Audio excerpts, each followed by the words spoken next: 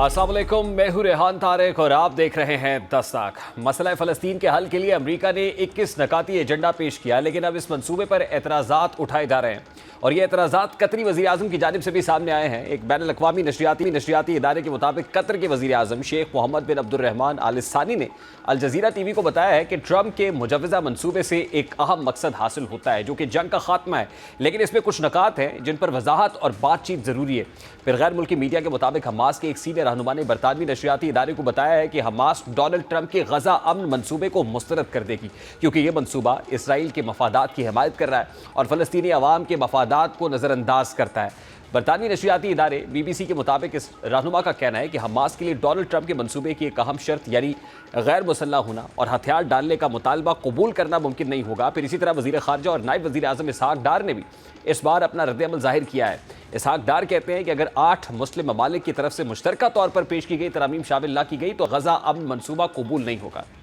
अब यह वाज़ेह हो रहा है कि मुस्लिम ममालिक ने ट्रंप से फ़लस्तीन के हवाले से अपने तहफ़्फ़ुज़ात का इजहार किया, लेकिन डोनाल्ड ट्रंप ने उन ममालिक की आरा को नज़रअंदाज करके नेतन्याहू के साथ प्रेस कॉन्फ्रेंस कर दी और यह तासुर देने की कोशिश की कि तमाम मुस्लिम ममालिक इस 21 नकाती एजेंडे की हिमायत करते हैं, जबकि हकीकत इससे मुख्तलिफ थी। यही वजह है कि हमास समेत मुस्लिम ममालिक इन 21 नकाती एजेंडे में इस्लाह की बात कर रहे हैं और एक सूरत यह भी मुमकिन हो सकती है कि डोनाल्ड ट्रंप और मुस्लिम ममालिक के दरमियान फ़लस्तीन के मामले पर जो कुछ तय पाया इस 21 नुकाती एजेंडे में, या तो वो चीज़ें शामिल नहीं थी या फिर उसमें गैर ज़रूरी नकात शामिल किए गए। इसका मतलब ये हुआ कि डोनाल्ड ट्रंप ने विकेट के दोनों जानिब खेला है और जो मुआहिदा निकला वो कुछ और था, क्योंकि इस मुआहिदे में बरतानिया, अमरीका और इसराइल की ज़्यादा मुशावरत शामिल थी, क्योंकि ज़ाहिर है डोनाल्ड ट्रंप की हुकूमत में यहूदी लॉबी का एक पूरा सेटअप मौजूद है और इस लॉबी के इसराइल के साथ रवाबित भी हैं और यही वजह है कि डोनाल्ड ट्रंप यहूदी लॉबी को भी नाराज़ नहीं करना चाहते। लेकिन खुशाइन बात यह है कि मुस्लिम ममालिक इस मुआहिदे पर सवाल उठा रहे हैं कि इसमें बहुत से अबहाम हैं जिसको दूर करने की ज़रूरत है। यह भी हकीकत है कि डोनाल्ड ट्रंप सफारतकारी को स्पेस नहीं देते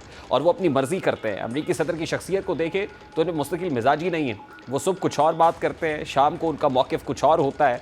बहरहाल ये तासुर उभर रहा है कि अमेरिका ने ये कोशिश की कि वो मुस्लिम ममालिक के हवाले से दुनिया में एक बदतरीन सूरत हाल पैदा करे, लेकिन मुस्लिम ममालिक ने इस मुआहदे पर तहफ़्फ़ुज़ात का इजहार करके एक तरह से ये पैगाम दिया है कि डोनाल्ड ट्रंप पर एतबार नहीं किया जा सकता।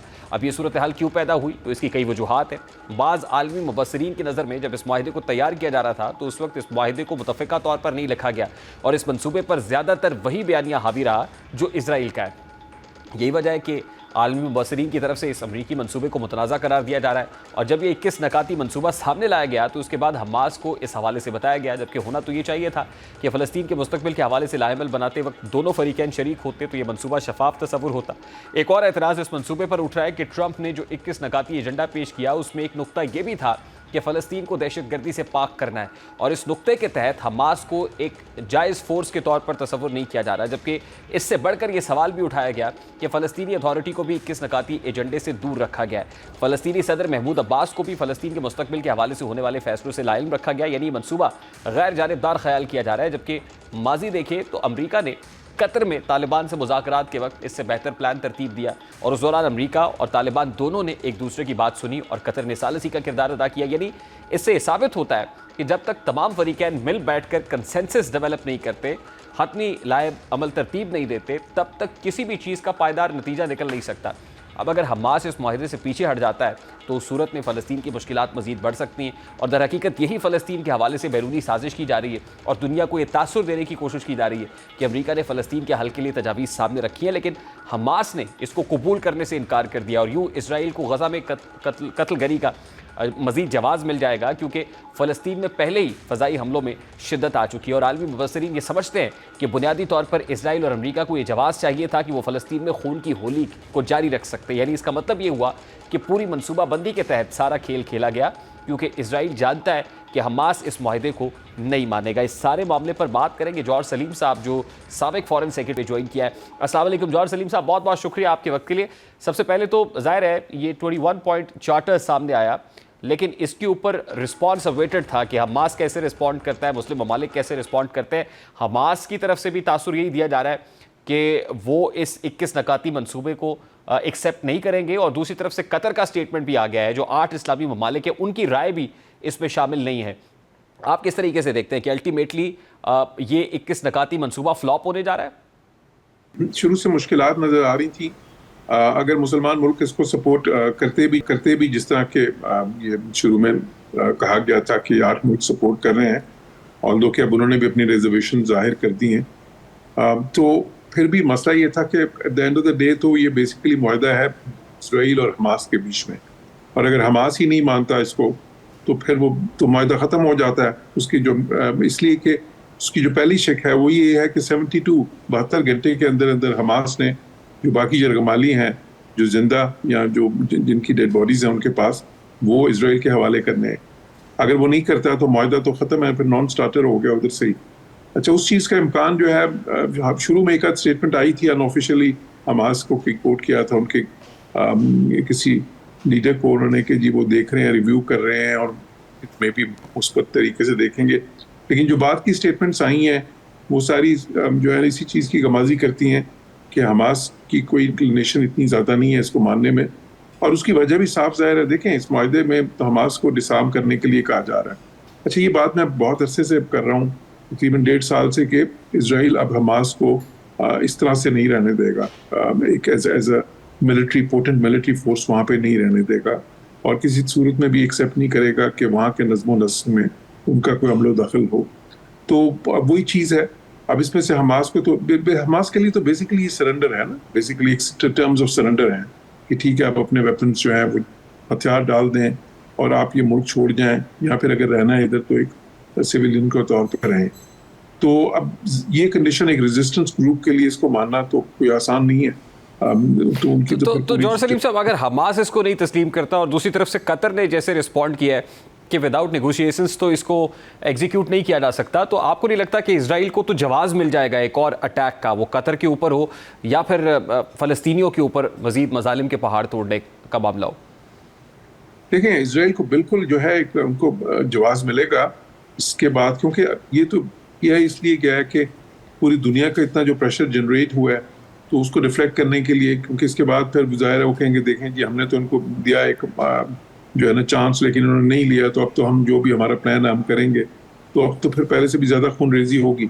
लेकिन जहाँ तक वो गज़ा में होगी, जहाँ तक कतर पे या किसी और मुल्क पे हमले का ताल्लुक है, तो अभी देखें इसराइल ने जिस तरह से एक किस्म का अपोलोजाइज किया कतर से, ऑल्दो कि उसमें सिर्फ उन्होंने उस एक जो उनकी एक सिपाही उनका बीच में जो उसमें हलाक हुआ था, सिर्फ उसके बारे में था कि जी उन्होंने रिग्रेट का इजहार किया, उस पर अफसोस का इजहार किया। लेकिन उससे भी कम से कम ये जाहिर तो होता है कि उनको ये जो जीसीसी कंट्रीज का इतना स्ट्रॉन्ग रिएक्शन था और एकदम एक अरब इस्लामिक समिट बुला ली गई, और उसके बाद खसूसन जो मुआहदा पाकिस्तान और सऊदीया के दरमियान हुआ, तो उससे उनको इतने स्ट्रॉन्ग रिएक्शन के बाद इसराइल को अब ये तो क्लियर हो गया कि जी अब जीसीसी पे हमने अटैक नहीं करना, जीसीसी कंट्रीज पे कम से कम। तो कतर पे तो हमले का चांस इसके बाद कम है, लेकिन खुनरेजी जो है गजा के अंदर वो बिल्कुल उसका इम्कान बहुत ज़्यादा है कि पहले से भी शद्दोमत के साथ वो एक फिर जो इसराइल अपना ऑपरेशन शुरू करेगा, बल्कि ऑपरेशन तो अभी भी चल रहा है एज वी स्पीक। अभी भी देखें हर रोज़ दर्जनों के हिसाब से वहाँ पे हलाकतें हो रही हैं, और वहाँ पे जो कंडीशंस हैं वो देखें एब्जेक्ट जो है ना इस वक्त उस किस्म की कंडीशंस हैं जो ह्यूमन एग्जिस्टेंस के लिए बिल्कुल ही नाकाफ़ी हैं। ना कोई बिजली है वहाँ पे, ना पानी है, शेल्टर भी नहीं है, 90% बिल्डिंग्स तो तबाह हो चुकी हैं, ना कोई हेल्थ केयर का सिस्टम है, ना कोई स्कूल चल रहे हैं, ना कोई खुराक है वहाँ पे, ना कोई जो उनसे दवाइयाँ हैं। तो मतलब वहाँ पे तो इस वक्त ज़ाहिर जेनोसाइड लाइक कंडीशंस हैं। तो अब इसराइल तो वो फिर करेगा ना जो वो कहते हैं, they'll try to finish the job, जिसको वो कहते हैं फिनिश द जॉब। तो जॉर्ज साहब, what other options Hamas and Palestinian will be left with? उनके पास मुतबादिल क्या है? अगर वो इसको तस्लीम नहीं करते तो फिर तो ये एक ना ख़त्म होने वाला सिलसिला है जो चलता रहेगा। अभी तो एक प्रेशर बना हुआ है, अगर इसके अंदर कोई चीज़ नहीं बनवा ली जाती या कोई बार्गेन पोजीशन में तो अभी नज़र आते हैं, उसके बाद क्या होगा? देखिए, बिल्कुल जहाँ तक फ़लस्तीनियों का ताल्लुक है, ख़ुसूसन अगर हमास की बात करें तो उनके सामने तो एक हॉब्सन्स चॉइस है, जिस तरह अंग्रेजी में हम कहते हैं, between the devil and the deep sea. जो है ना उनके लिए तो कोई भी चॉइसेस नहीं है इस वक्त, कोई भी अच्छी चॉइसेस नहीं है। हमास तो इस वक्त मेरे ख्याल है, और लेकिन ये ऐसी चीज़ थी जो कि एनविजन थी, मतलब ये तो मैं 1 साल 1.5 साल से कह रहा हूँ कि हमास के लिए आगे बिल्कुल अब डेड एंड है। डेड एंड इस तरह से कि जो उनकी पोजीशन थी पहले, देखिए एक रेजिस्टेंस ग्रुप के तौर पे तो आप चल सकते हैं, लेकिन जो पहले उनकी पोजीशन थी जिसमें उनके पास कोई 30-40 हज़ार के करीब उनके पास एक मिलिशिया थी इतनी स्ट्रॉन्ग, और फिर एक गजा की पट्टी पे उनका जो है जाहिर है वो पूरा अमलो दखल जो वहाँ के नज़्म नस्क में था, वो जो ऑटोनॉमी जिस हद तक मिली हुई थी उसमें तो वही गवर्नेंस कर रहे थे, वो अब सब खत्म हो जाएगा। उसका कोई इम्कान नहीं है कि फ्यूचर में हमास को उस किस्म का रोल दोबारा से मिले, और ना ही इस चीज़ का इम्कान है कि दोबारा से उनको 30 से 40 हज़ार की मिलिशिया बनाने का कोई चांस मिले, इसलिए कि वो ईरान की सपोर्ट से था। तो अब देखें इसराइल ने सिस्टमेटिकली ईरान को भी ज़ाहिर है उनको जो है ना वहाँ पे भी स्ट्राइक्स की हैं, और ईरान का जो सपोर्ट का पूरा सिस्टम था वहाँ पे, बेशक वो हिजबुल्लाह के लिए हो या हमास के लिए हो या हूतीस के लिए, तो उसको खासी हद तक डैमेज किया है। और ईरान और ये जो, क्योंकि ये तो ईरानियन प्रॉक्सीज कहते थे ना वो सारी तंजीमों को, तो उन्होंने उन प्रॉक्सीज को भी बहुत ज़्यादा अपने पॉइंट ऑफ व्यू से उन्होंने उनको बहुत ज़्यादा डैमेज किया, और ईरान को इटसेल्फ भी, जो ईरान इसराइल कॉन्फ्लिक्ट में मैंने कहा था कि ईरान को भी खासा नुकसान उन्होंने पहुंचाया है। तो इसलिए उस चीज़ का अब इम्कान नहीं है। Hamas will not be a की प्लेयर वहाँ पे जो है ना गजा में एनी मोर उस तरह से, लेकिन रेजिस्टेंस तो जारी रख सकता है। वो रेजिस्टेंस तो फिर उस तरह से भी चल सकती है ना, जिस तरह जाहिर है कि अगर आप गुरिल्ला वॉरफेयर नहीं करते तो फिर आप जिस तरह सिर्फ अटैक्स कर सकते हैं, और तो जोर साहब लास्टली देखिए, अभी हालिया चंद माह से जो एक्सरसाइज चल रही थी और हमने पीक पे देखी यूएन जनरल असेंबली सेशन के अंदर भी, तो ये सारी एक्सरसाइज फिर फ्यूटाइल साबित हुई फ़लस्तीन के पर्सपेक्टिव से, और was it just an I wash? देखिए फ़लस्तीन के पर्सपेक्टिव, अगर फ़लस्तीनियों के पर्सपेक्टिव से देखें तो जो भी 7 अक्टूबर के बाद हुआ उसमें बिल्कुल पूरी दुनिया की हमने देखा कि जो है ना आवाज़ उनके लिए उठी। अक़वाम मुत्तहिदा में यूएन सिक्योरिटी भी नहीं वीटो हो जाते थे, तो 1-2 रेजोल्यूशन ऐसे थे जो अमेरिका ने भी पास होने दिए, वीटो नहीं किए, बाकी तो उन्होंने कर दिए। यूएनजे में तो खैर वीटो नहीं होते, तो वहाँ पे तो कई रेजोल्यूशन पास हुए। आईसीजे में, इंटरनेशनल कोर्ट ऑफ जस्टिस में भी रूलिंग्स आई इसराइल के खिलाफ। आईसीसी में भी नेतन्याहू को चार्ज किया गया, वहाँ पे तो जेनोसाइड की बात हुई सारी। आईसीजी में भी जेनोसाइड की बात हुई। अभी भी यूनाइटेड नेशंस के कितने आला अहदेदारों ने कहा कि वहाँ पे तो जेनोसाइड हो रहा है। पूरी दुनिया जो है वो इसराइल के इस वक्त खिलाफ हो चुकी है। मगरबी ममालिक में भी शिकराय आमा हो या वहाँ की हुकूमतें हैं, उन्होंने भी तस्लीम कर लिया है जो है ना फ़लस्तीन को आज़ाद रियासत के तौर पे। लेकिन ये सारी सपोर्ट के बावजूद इसराइलीज जो कि यूनाइटेड नेशंस को यूनाइटेड नथिंग कहते हैं, और जो ये समझते हैं कि जब तक अमेरिका की सपोर्ट उनको है पूरी दुनिया कुछ नहीं कर सकती, तो वो तो अपनी उसी रविश पे चल रहे हैं। तो अगर उस हिसाब से देखे जाए तो ये जो 70,000 के करीब जो है उसमें 2/3 तो वो बेचारे जो शहीद हुए हैं वो ख़वातीन और बच्चे थे। तो वो उसके बाद भी आज जहाँ फ़लस्तीनी खड़े हैं इस वक्त, वो कोई ऐसी जगह नहीं है कि जो कह सकें कि उन्होंने जो है ना फ़लस्तीनी स्टेटहुड की तरफ कुछ अचीव कर लिया है। ये एक बहुत बदकिस्मती की बात है, लेकिन रियलिटी तो यही है इस वक्त जो उनसे ना। तो ये क्वेश्चन जो उनसे है बेसिकली, हाँ ये हुआ है कि जो वो एक जो प्रोसेस चल रहा था नॉर्मलाइजेशन का इसराइल का मुख्तलिफ मुल्कों के साथ, जो अब्राहम अकॉर्ड्स के हिसाब से, वो प्रोसेस रुक गया है और शायद आगे भी रुका रहेगा। तो वो जो है ना पैलेस्टीनियन जो इशू है वो दोबारा से बहुत ज़्यादा उभर के तो सामने आया है, लेकिन वही बात है किस कॉस्ट पे सामने आया है और उसका होगा क्या। अभी जो है ना, क्या इसराइल में इसराइली तैयार हैं इस वक्त, अनलेस के इसराइल में इलेक्शंस हों और वहाँ पे ये जो राइट फिंगर्स हैं सारे ये इलेक्शंस हार जाएं और वहाँ पे दूसरी पार्टीज इक़्तिदार में आ जाएं, इस चीज़ का कोई चांस नहीं है कि वो। बहुत बहुत शुक्रिया जौहर सलीम साहब, फॉर्मर फॉरेन सेक्रेटरी हमारे साथ मौजूद थे। अभी एक ब्रेक लेंगे और ब्रेक के बाद जब वापस आएंगे मुल्की सियासत पर बात करेंगे, जहाँ PTI वर्सेस PTI जारी है। के बाद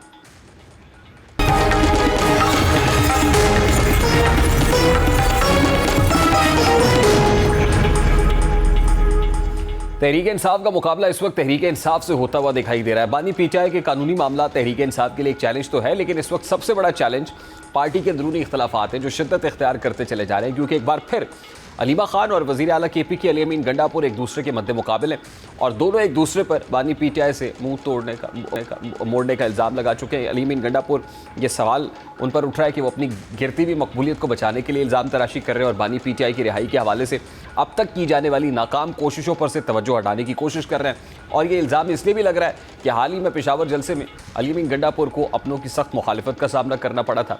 अब यही वजह है कि वज़ीर आला KP के पर यह इल्ज़ाम लग रहा है कि वो अलीमा खान को मुर्द इल्ज़ाम ठहरा आकर अपना रास्ता साफ करना चाहते हैं। जैसा कि गंडापुर खुलेआम अलीमा खान के सामने आकर खड़े हो गए हैं और बरमला इस बात का एतराफ़ कर रहे हैं कि हालिया दिनों में जो उनकी बानी पीटीआई से मुलाकात हुई उसमें उन्होंने अलीमा खान की शिकायत लगाई।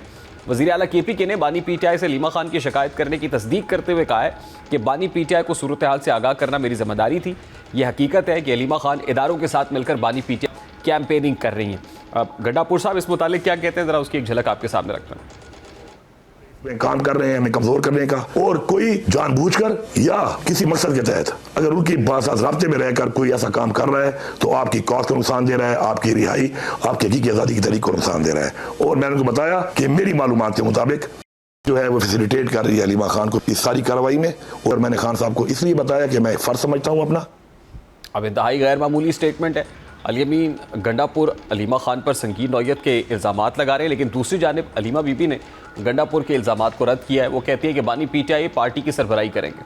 इस वक्त सेनेटर हुमायूं मोहम्मद पाकिस्तान तहरीक इंसाफ के रहनुमा हमारे साथ टेलीफोन लाइन पर मौजूद है। अस्सलाम वालेकुम सेनेटर साहब, बहुत बहुत शुक्रिया आपके वक्त के लिए। सेनेटर साहब, ये पीटीआई वर्सेस पीटीआई चल रहा है। गंडापुर साहब ने जो स्टेटमेंट अलीमा बीबी से मुताल्लिक इमरान खान साहब से 2.5 घंटे की मुलाकात के बाद ये कन्फर्म किया है कि उन्होंने ये कंप्लेंट की है खान साहब से कि अलीमा बीबी MI से मिल के उनके अगेंस्ट कैंपेनिंग कर रही हैं।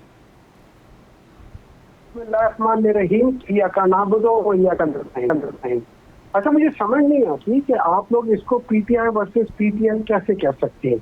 बेसिकली इट्स अ मिसअंडरस्टैंडिंग और whatever between Imran Khan sisters and government of KP, या आप ये समझ लें कि पीटीआई के एक रुकन। As per Imran Khan last tweet जो मेरे ख्याल में सितंबर के शुरू में हुई थी या अगस्त के एंड में हुई थी, तो उन्होंने कहा था कि मेरी बहनों का और मेरी बीवी का पॉलिटिक्स से कोई ताल्लुक नहीं है। तो जब उन्होंने ये कह दिया तो कौन, आई डोंट नो किसके दिमाग में आता है कि कौन क्या बनना चाहता है, कौन क्या बनना चाहता है। मेरी नजर में ऐसी कोई चीज नहीं है कि कोई बनना चाहता है, टू बी वेरी ऑनेस्ट। तो सेनेटर साहब देखिए, ये कोई और तो नहीं कह रहा, ये chief executive of the province KP के वजीर आला अलीमीन गंडापुर साहब कह रहे हैं, और फिर वो तो इतनी संगीन नौयत का इल्जाम लगा रहे कि MI से मिलके इमरान खान के अगेंस्ट कैंपेन उनकी अपनी बहन अलीमा बीबी कर रही। नहीं, उन्होंने मेरे ख्याल में उन्होंने इमरान खान के अगेंस्ट नहीं कहा, उन्होंने अपने अगेंस्ट का शायद है, जो मुझे समझ आई थी। लेकिन देखिए ये क्लैरिफिकेशन ना तो आप उनसे पूछे ना, because I am not his spokesperson and neither am I कि मैं इन दोनों न्यायाधीश को बात करूंगा। मेरी नजर में this is not an issue. मेरी नजर में जो इशू है ना वो 2 चीजें हैं। एक सबसे बड़ा इशू, और मैं उसको जरा हाईलाइट करना चाहूंगा, कि एक खातून जो कि गवर्नमेंट सर्वेंट नहीं है, वो कहती है कि मैं सीक्रेट फाइल्स प्राइम मिनिस्टर के अपने पास रखती हूँ। मुझे कोई समझा दे क्या ये सीक्रेट एक्ट के खिलाफ वर्जी है या नहीं है। क्या इनके ऊपर सीक्रेट एक्ट 19.3 का सीक्रेट एक्ट लागू होता है या नहीं होता। ये किस पे सीक्रेट एक्ट की बात कर रहे हैं हुमायूं मोहम्मद साहब?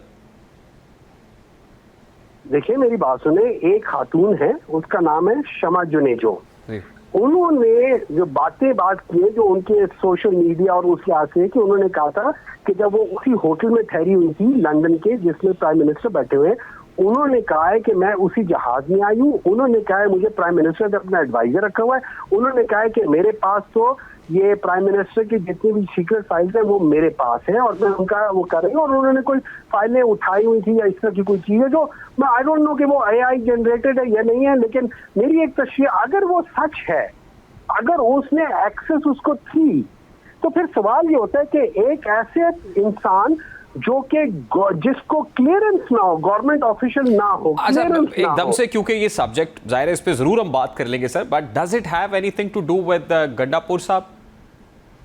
Gandapur is a non issue thing यार। आप लोग पाकिस्तान की बात कर रहे हो, आपको गंडापुर और आपको एक पार्टी के वर्कर और एक बहन के दरमियान की चीज आपको इम्पोर्टेंट लग रही है। ये पब्लिकली हो रही है ना सर, मीडिया पे आके हो रही है। बंद कमरे में अगर हो रही होती तो हम यकीनन इस पे बात ना करते सेनेटर साहब, हम इस पे बात ना करते, लेकिन मीडिया पे आके ये बात की है तो हम क्यों ना करें? सर जी जो ब्रीच ऑफ नेशनल सिक्योरिटी है, आप उसमें बात नहीं कर रहे हो। क्या ये बात मैं आपसे करूंगा सर? जाहिर है गवर्नमेंट रिप्रेजेंटेटिव से करूंगा ना, आपसे तो मैं आपकी बात करूंगा। अब इस वक्त तो वो यहाँ नहीं बैठे हुए सर, तो मैं उनसे बात, उनकी बात उनसे करूंगा ना। मैंने तो आपको बता दिया, मैंने आपको बता दिया। Point taken sir, point taken. मैं रेलेवेंट फोरम तक ये बात पहुंचाऊंगा सर। सेहत के ऊपर, मैं कंसर्न बंदे से, सेहत के ऊपर कोई असर नहीं पड़ेगा। मैं ये बात करूंगा कंसर्न बंदे से। मुझे सिर्फ ये बता दीजिए कि क्या वोट ऑफ नो कॉन्फिडेंस आती हुई देख रहे हैं गड्ढापुर साहब, या उनको लग रहा है वजारत आला जा रही है? क्योंकि 2 MPs जो है वो भी जाहिर दस्तबरदार हो गए हैं, मुस्ताफी हुए हैं, तो ऐसे लगता है कि वीक हो रही है गवर्नमेंट की, चीफ मिनिस्टर KP की। देखिए ऐसा होता है कि ये सारी चीजें पॉलिटिक्स में चलती हैं। आपके अंदर भी डिसएग्रीमेंट्स होती हैं, आपके बाहर भी डिसएग्रीमेंट्स होती हैं। अगर आपके ज्यादातर लोग आप एज अ चीफ एग्जीक्यूटिव के साथ शायद ना जा रहे हो फॉर वट एवर रीजन, उनके पास एक इख्तियार होता है। लेकिन मेरे नजर में अभी तक कोई ऐसी बात नहीं है, मेरी नजर में ऐसी कोई बात नहीं है कि कोई जो मैं सुनी है। Now I am not in a system, जो PTI के जो चाहे पार्लियामेंट्री कमेटी हो या चाहे वो कोर कमेटी हो या कोई और, मैं कोई ओहदेदार नहीं हूँ, मैं एक सिंपल पार्लियामेंटेरियन हूँ और इधर उधर से बातें सुनता हूँ, कुछ आपसे कुछ लोगों से। मेरी नजर में ऐसी कोई बात नहीं है। मेरी नजर में जो मैंने सुना है वो यही है कि so far Imran Khan has posed his confidence on Ali Amin Gandapur. अगर इमरान खान ने पोज किया है अपना कॉन्फिडेंस अली अमीन गंडापुर के ऊपर, then who am I to question that? Who am I? I am nobody. ठीक है। नंबर 2, इसमें मेरी नजर में ये दोनों जो है ना किसी हद तक गलत कर रहे हैं। गलत इसलिए कर रहे हैं कि अगर देखें, अगर मैं सिंसियर हूँ इमरान खान के साथ, तो इमरान खान मुझे कहते हैं कि हुमायूं आपने अपने पार्टी वर्कर्स के साथ उलझना नहीं है। अगर आपके कोई डिफरेंस है तो उसको आपने लोगों में जाके नहीं करना, उसके साथ बैठ के करो।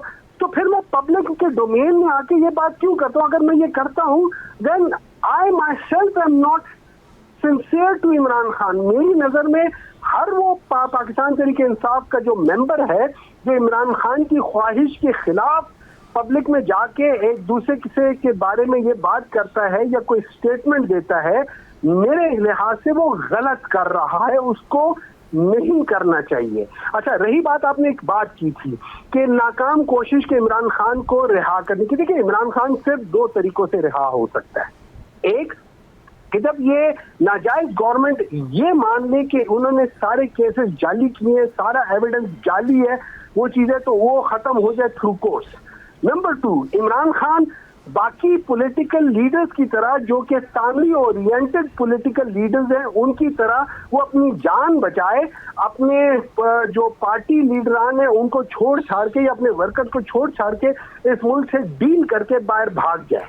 वो कर नहीं रहा। वो अपने मौक़िफ़ पे खड़ा है, चाहे वो उसके लिए सफर कर रहा है या नहीं कर रहा, वो अपने मौक़िफ़ पे खड़ा है और ये उस शख्स का कद बढ़ा रही है ये बात।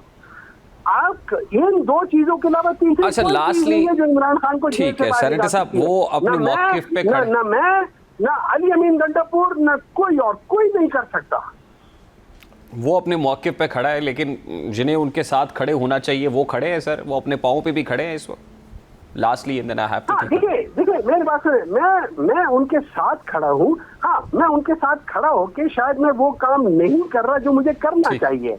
मुझे उनके साथ खड़े होके उनकी बातों को मानो अन तस्लीम करते हुए इस खास तौर पे इस पोजीशन में मैं एक दूसरे से लड़ सकता हूं जब वो बाहर हो, उनके सामने मैं जाके एक दूसरे की कंप्लेन कर सकता हूं। लेकिन जब उसके पास एक्सेस, मुझे पता है कि उसको मेरी एक्सेस नहीं है, बाकी लोगों की एक्सेस नहीं है, इसके बावजूद अगर मैं उनके ये काम करता हूं, I am doing wrong, I should not do it, मुझे ये नहीं करना चाहिए। ठीक है, बहुत बहुत शुक्रिया सेनेटर साहब। I have to take a very quick short break है। सेनेटर हुमायूं मोहम्मद पाकिस्तान तहरीक इंसाफ के रहनुमा हमारे साथ मौजूद थे। लेट्स टेक अ ब्रेक के बाद वापस आते हैं।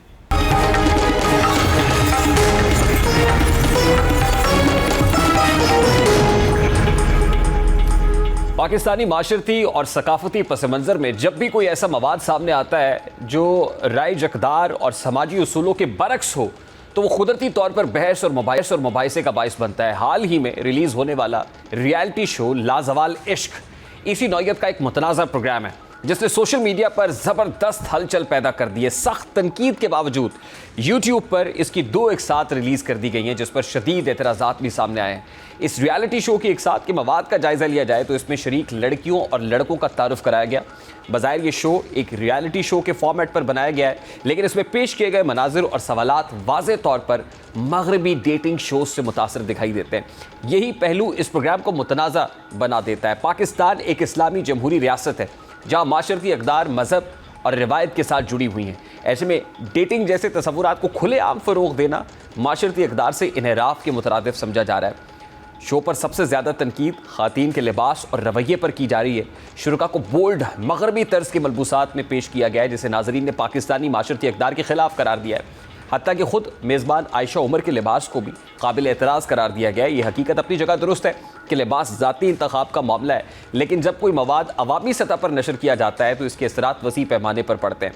ऐसे में ये सवाल उठना फितरती है कि क्या हमारे माशरे में ऐसे लिबास और रवैयों को आम करना दुरुस्त इक़दाम है। नाक़िदीन के मुताबिक ये प्रोग्राम ना सिर्फ बोल्ड कल्चर को फ़रोग़ दे रहा है, बल्कि नई नस्ल के जहनों में मगरबी अंदाज़े ज़िंदगी को काबिल तक़लीद बनाकर पेश करता है। अब इस शो में जोड़े बदलने का ऑप्शन दिया गया है, यानी शरीक अफराद अपनी पसंद के मुताबिक बार बार साथी तब्दील कर सकते हैं। और शो का ये पहलू पाकिस्तान के माशरती इक़दार और ख़ानदान के तसव्वुर के ख़िलाफ़ समझा जा रहा है। हमारे माशरे में रिश्ते इस्तेहकाम और ज़िम्मेदारी की बुनियाद पर कायम किए जाते हैं, ताकि वक्ती जज्बात या दिल लगी के तौर पर।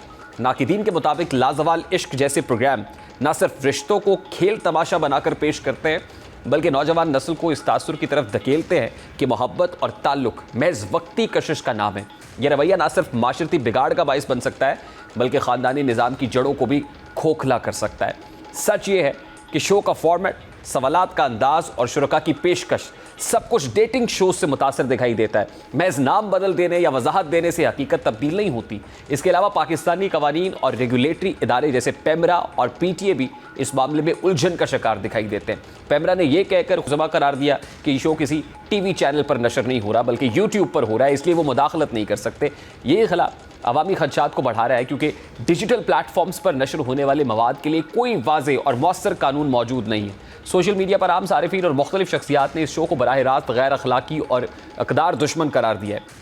बाज़ नाक़िदीन के नज़दीक ये प्रोग्राम नौजवान नस्ल को अपनी जड़ों से काटने और उन्हें मगरबी तर्ज़ ज़िंदगी के पीछे अंधाधुंध भगाने की एक कोशिश है। और कुछ लोगों ने यह भी कहा है कि अगर ऐसे प्रोग्राम्स को खुली छूट दी गई तो कल को मज़ीद बोल्ड और मुतनाज़ा मवाद आम हो जाएगा। अब इदारों को सोचना है कि रेगुलेटरी फ्रेमवर्क क्या हो जो डिजिटल मीडिया को रेगुलेट करे, सोशल मीडिया के मवाद की छान पटक और छानबीन करे।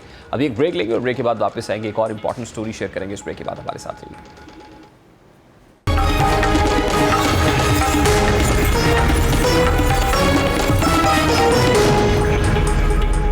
एशिया कप खत्म हो गया, लेकिन भारत का प्रोपेगेंडा खत्म होने का नाम नहीं ले रहा। पहले ट्रॉफी लेने से इनकार किया और अब भारत उसी ट्रॉफी के लिए बेकरार हो रहा है और उसी बेकरारी में एक बार फिर झूठ का सहारा ले रहा है। जैसा कि एशिया कप के इख्तिताम के बाद ये खबर गर्दिश करने लगी थी कि एशियन क्रिकेट काउंसिल के सदर और चेयरमैन PCB मोहसिन नकवी ने भारतीय क्रिकेट बोर्ड से माफ़ी मांग ली है।